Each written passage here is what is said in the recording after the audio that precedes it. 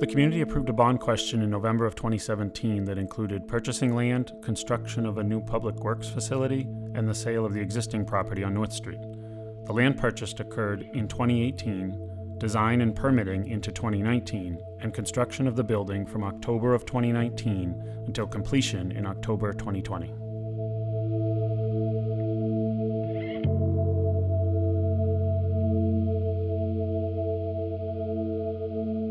As of October 2020, the new Public Works facility is officially open, and we are happy to bring you this virtual tour of the new facility located at 15 Phillips Spring Road in Saco. So welcome to the public entrance to the new facility. We're going to walk through the administrative area that can house 8 to 10 employees that deal with administrative functions for all of the services we provide, as well as engineering services to developers, citizens, and other departments.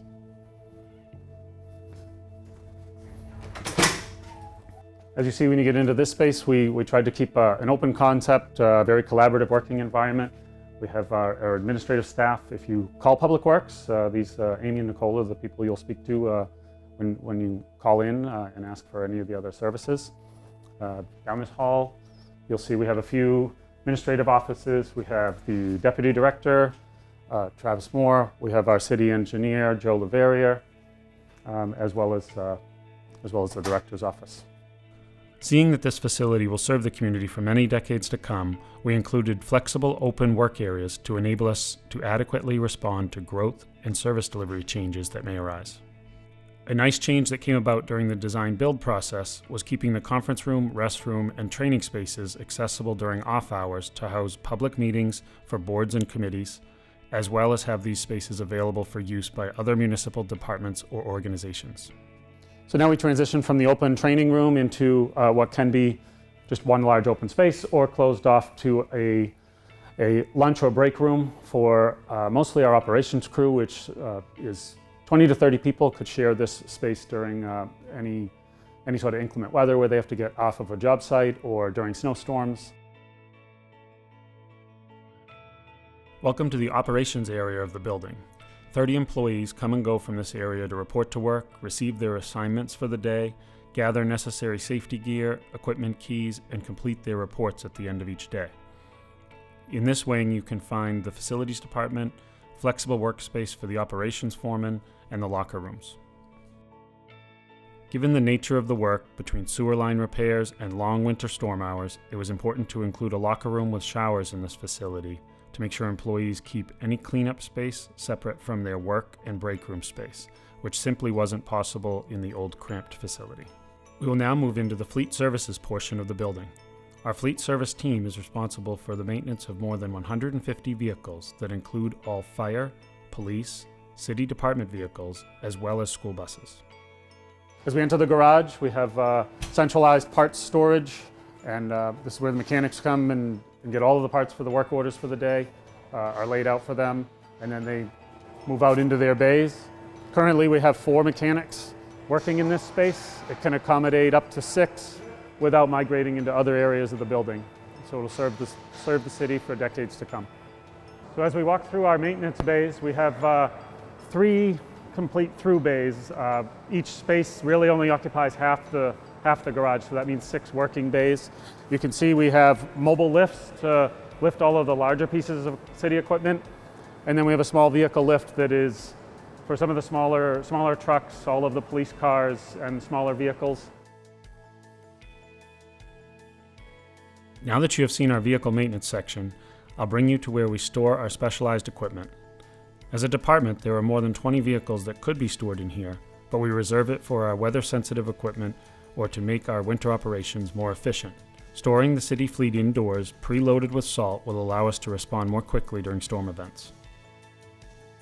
A reallocation of some funds that we already had set aside for better vehicle care and washing of the city fleet. Corrosion is the #1 reason city vehicles don't last longer than they do. So we now have a dedicated wash bay. Again, 25 feet wide, almost 100 feet long. We can accommodate more than 1 vehicle at a time. We have a wet area for undercarriage wash and vehicle washing, as well as a dry area for interior maintenance and greasing of the fittings and whatnot to help the vehicles last longer and operate properly.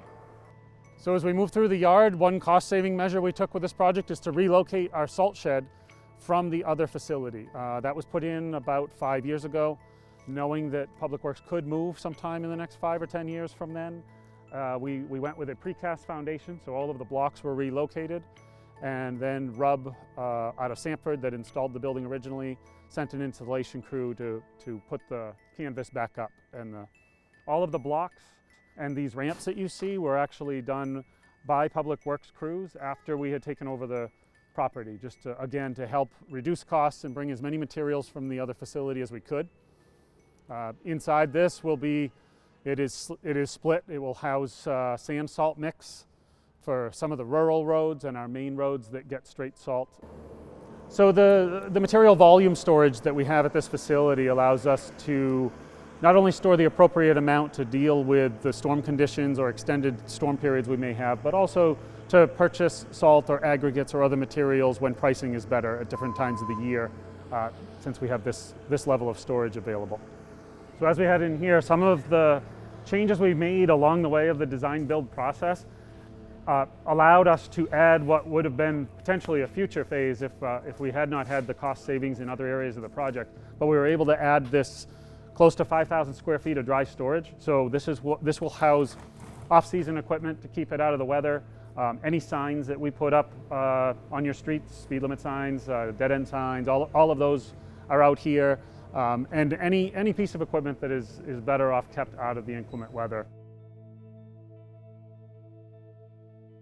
Here is our new fuel island. This is where the city and school fleet will fill up. We went with above-ground tanks to store the fuel and adequate diesel exhaust fluid, saving a lot of time fueling up. This is the school bus storage side of the yard. The school department is still transitioning over from the old facility to the new facility. But what you see along this row here is all of the school buses. 28 of the full-size school buses will now be parked on pavement versus in the dirt and mud. They have utility hookup. They have plug-ins for their for winter heat for starting the vehicles. Most of all, on behalf of the whole department, we want to thank the Saco community for their support of this project. We will be working hard to show the community the improved efficiencies that this facility brings to the services we provide you.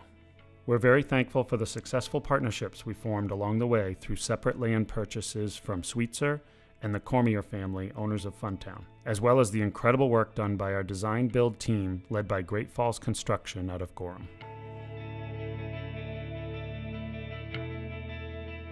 Thank you. We look forward to better serving you. Thank you, Saco. We love our new workspace and can't wait to see you. Thanks. Thanks, Saco. We really appreciate it.